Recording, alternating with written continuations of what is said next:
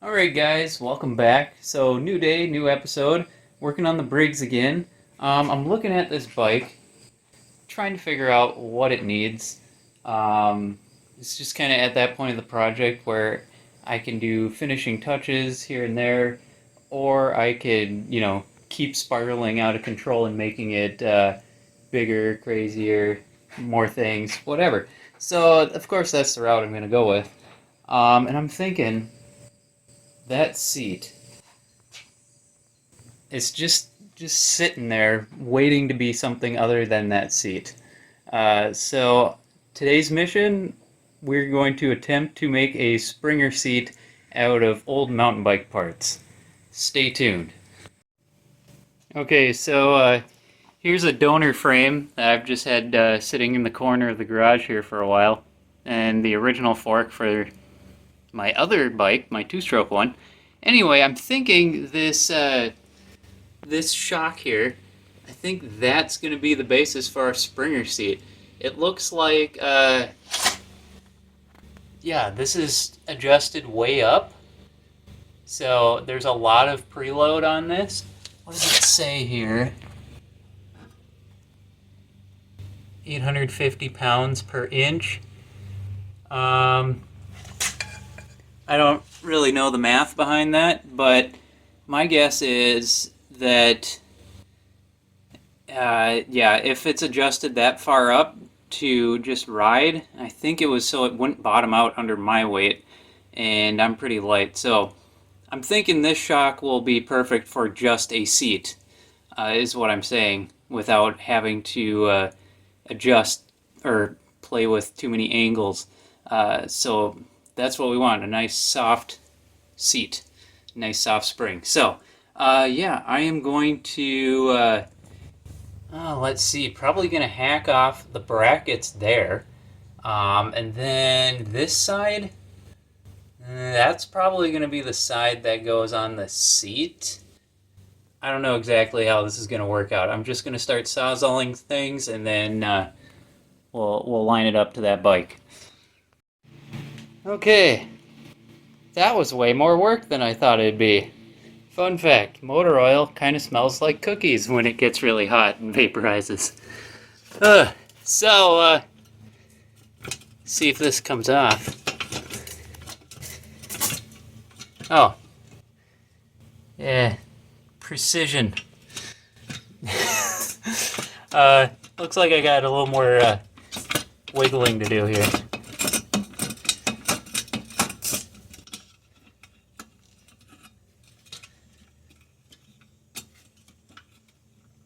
Okay, this is ridiculous. I'm gonna sawzall that some more. Okay, so as I was saying, we now have a shock and a spring on it, and yeah, and an adjustment. So now we just gotta figure this out of how this goes like that somehow. I don't know. Weld up there, maybe relocate the brake. Put another one up here, put the brake there. Move these brackets this way. I don't know. I gotta look at it and figure something out. But either way, it looks like we're gonna be putting a pivot up here, moving the seat from here to here, and then putting the bracket here. Or, I don't know, maybe I'll use a different seat. Maybe I'll make one. I don't know yet. We'll see what happens. Okay, so it didn't take long to come to the conclusion after looking at all the seats I have laying around that they all suck. Like this one, it's plastic underneath, so there's nothing I can weld to. The ones I can weld to, there's like 1/8 of an inch of foam padding. Like, it's just all not cool. So I think I'm going to swap the post from this and put some sort of a hinge on it so I can retain the existing height adjustment in front and original seat mounting position, and then I'll make some sort of shock pivot or shock support on the rear, and then I think we're going to make this out of some sort of steel bracketry that's screwed into a plywood based seat. That's what I think so far. We'll see what ends up happening. We'll check back in on the next clip. Okay, so I got rid of those disgusting brackets that are all bent up, and slightly modified this garage door opener bracket. So this is gonna sit kind of like this. This has the nice holes on top, so I can just drill right through that for a seat. So imagine it sitting something like that, and then I'm gonna make a bar that goes across there. So yeah, that is the idea thus far. Stay tuned. Okay, so much later, after a lot of cutting and grinding, we have our bed frame angle iron turned into a bracket. Got it held on the back with a magnet right now. So yeah, I have the frame cleaned up, the paint's off of it in that spot, so I should get a good weld there. And yeah, I'm gonna weld that in, and then I'm gonna weld on these two tabs to that. All right, making progress. Think it's time to get those tabs welded on there. All right, there we go. Now that everything's cooled down, we have the spring and shock reinstalled, and yeah, this thing is actually well, the pivot points makes it difficult to test, but yeah, the double pivot, wow. Anyway, it's actually a lot stiffer than I thought it was, but I think we can make it work still. Just gonna angle it back a little bit like that, and then the nice part is I can twist it like this to get the perfect angle for the seat.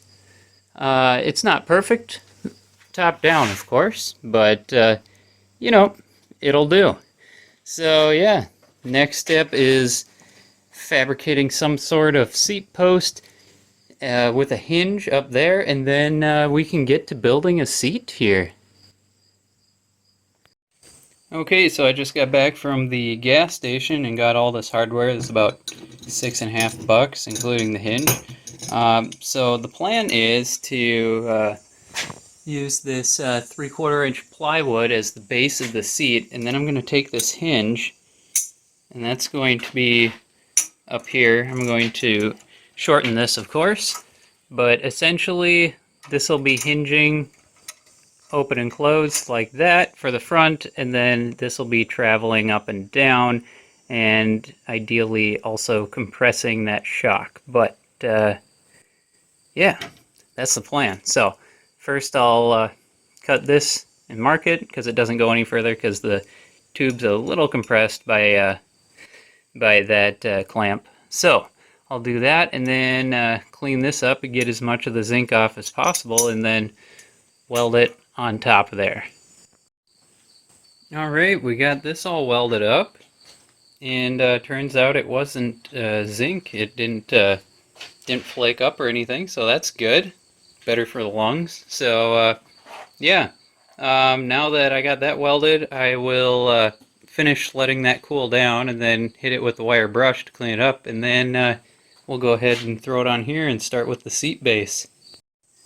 Alright, so I got the seat post hinge installed there. So that'll move up when this part goes down, and yeah, this should all be nice and adjustable. I can move this.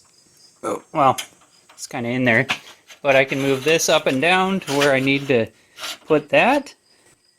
And then same with this, I can just move it forward or backwards on the seat board. So now I need to figure out the shape and size of my seat. So I'm going to make some measurements and then cut it out of that board with a jigsaw.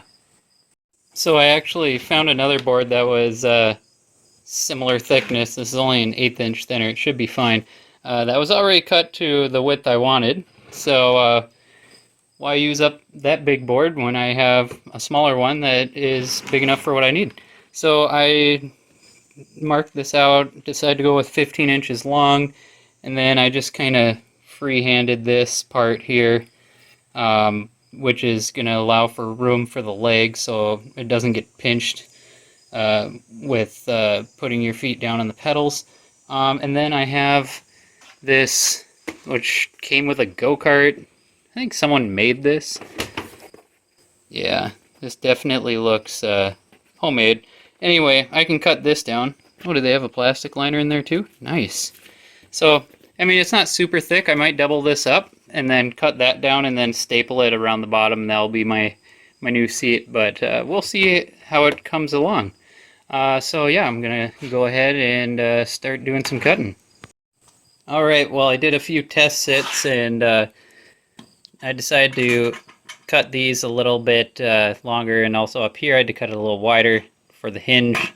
But yeah, hopefully this will be more comfortable than that saddle. Yeah, I mean, it's just homemade stuff, so you know, hopefully it works out. But yeah, it was just a little bit too sharp of an angle right here, and then it kind of dug in a little bit into the top of the leg, so I cut that corner off on each side. And this is all just kind of eyeballed and freehand, so I mean, I don't really care if it's super symmetrical, to be honest.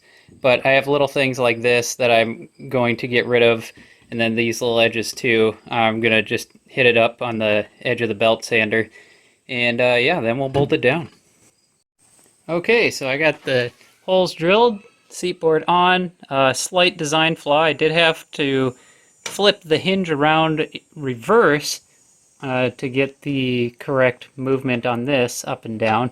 However, so it doesn't line up perfectly. This sticks out a little bit, but not the end of the world. But I also noticed I can't put the nut on the center one because it's in the seat tube, and also the bolts contact here and here. So I'm going to have to cut these off so there's room for this hinge to go up and down with the nuts and carriage bolts.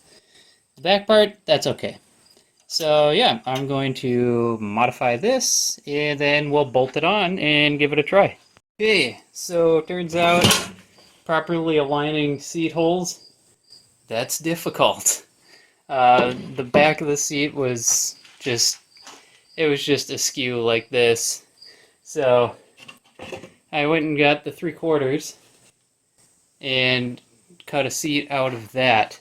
So now we are going to try once again to get that seat on properly.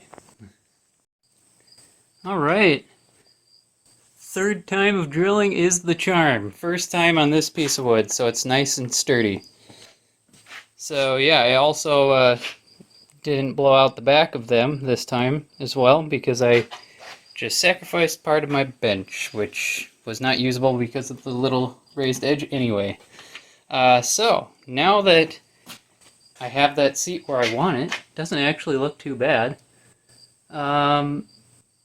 I think, oh, that's pretty awesome actually. I think it is time to go ahead and do the upholstery.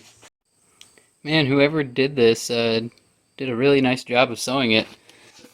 I kind of feel bad cutting it up here.